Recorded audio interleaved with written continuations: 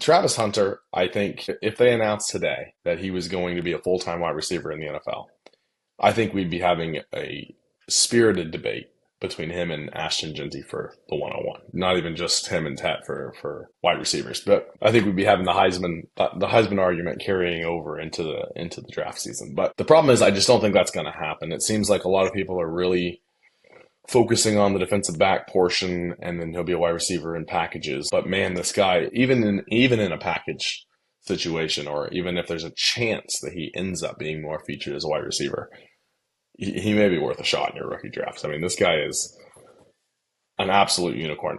Some of these catches, if you watch his highlight reels, are unbelievable. I mean, there's only one player in college football that could have made them, and he's making them.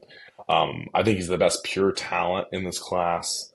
He's a playmaker in big spots. He makes catches, fourth down plays. Anytime Colorado needed him to make a big play, he made it on both sides of the ball, really.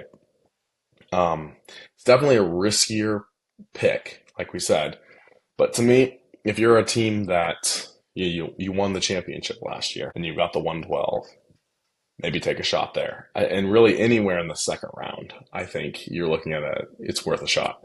There's a pretty high percentage of bust rate for second round rookie picks. And so if he does bust, it's just like most of your second round rookie picks. But if he breaks out, that he has the potential to be, if he actually gets a chance to be a wide receiver full time, he has a chance to be like Jefferson Lamb Chase. He has a chance to be like in the elites in the NFL. I mean, we've had a lot of scouts saying that they see Travis Hunter as a Hall of Fame talent. And so we'll see. I mean, if he ends up going somewhere like New England, for instance, that like really needs a wide receiver, really needs a playmaker for their quarterback, you might see him play a little more than expected at wide receiver, and he can make the most of those touches and have a massive season. There's some similarities I see in his wide receiver game. Now, obviously, he's bigger than this guy, but kind of to Devontae Smith, who was actually the last wide receiver before him to win the Heisman Trophy.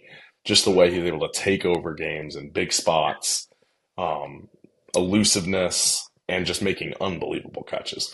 So I think that he's a guy that can, if he gets in the right system that wants to use him on offense, he could be the steal of this draft, and we could be saying, like, how in the world did this guy, draft him at 204, and now he's a second round startup pick next year. I think that's a potential that can happen. Or it could be, he's a total gadget player, and every time you start him, he doesn't score any points, and when he's on your bench, he scores 25. But we'll see how it goes, and that's why he's one of the most interesting players in this draft. But I think once you get at the end of the first